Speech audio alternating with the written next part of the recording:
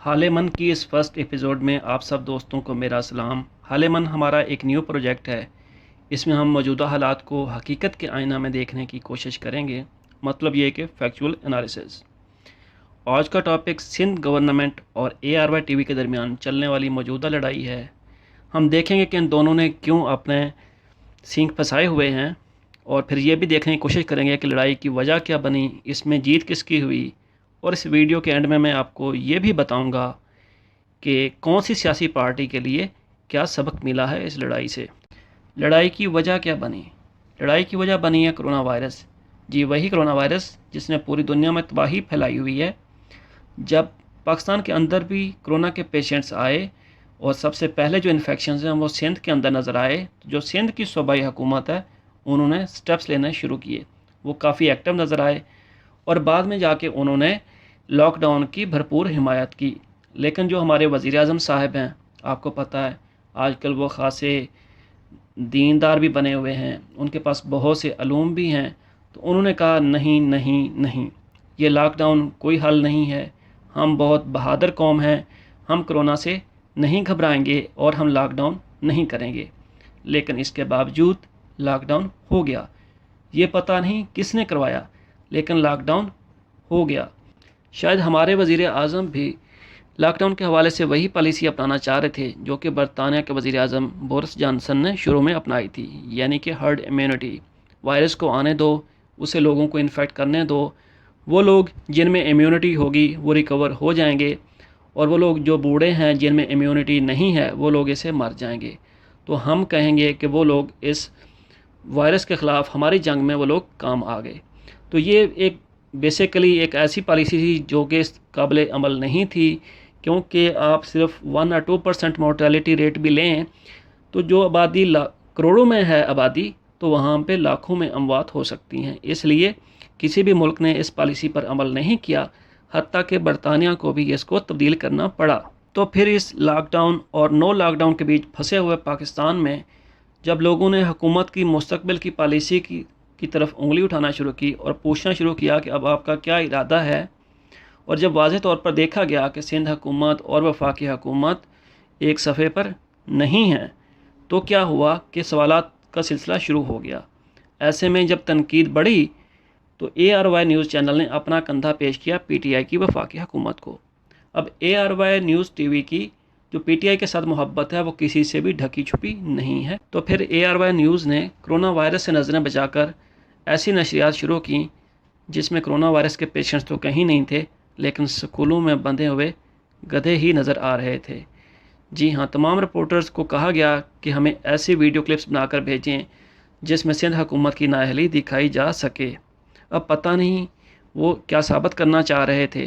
اس لڑائی میں فرنٹ مورچے پر ARY کی طرف سے لڑ رہے تھے اقرار الحسن صاحب، جو کہ ان کے سٹار اینکر ہیں، اور ان کے ساتھ جو باقی ان کے رپورٹر اور اینکرز ہیں وہ بھی پیش تھے۔ جیسا کہ آپ کو پتہ ہے یہ ایک ہیرا چینل ہے اور اس میں ہیرا اینکرز ہیں۔ ایک لمبی لسٹ ہے، مثال کے طور پر صابر شاکر عرف 12 کروڑ بچوں والی سرکار، چودھری غلام حسین، اور اس کے علاوہ عارف حمید بھٹی، شاہد مسعود، سمیع ابراہیم۔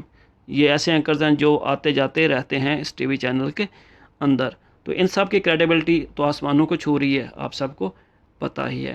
تو ان سب اینکرز نے مل کے ایک ہی نعرہ لگایا کہ کوئی پتھر سے نہ مارے ہمارے دیوانے کو، یعنی PTI کی حکومت کو کوئی تنقید نہ کرے جب تک ہم ہیں PTI کی طرف کوئی بھی آنکھ اٹھا کر نہیں دیکھ سکتا۔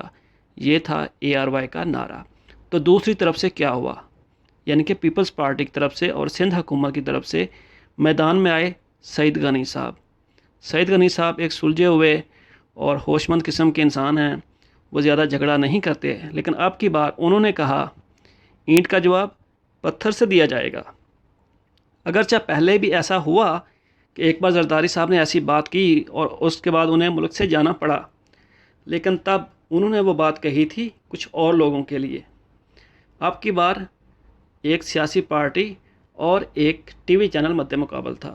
اس لڑائی میں سعید غنی کا ساتھ دیا پیپلز پارٹی کے کارکنوں نے، ان کے سوشل میڈیا کی ٹیم نے، اور کچھ دوسری پارٹیوں کے سوشل میڈیا کے لوگوں نے، جیسا کہ نون لیگ، جماعت اسلامی اور وہ سب پارٹیاں جو کہ یہ سمجھتی ہیں کہ اس موجودہ وقت میں جو سندھ حکومت ہے وہ تاریخ کے درست سمت میں کھڑی ہے اور جو لاک ڈاؤن کی پالیسی وہ اپنا رہے ہیں وہی ٹھیک ہے۔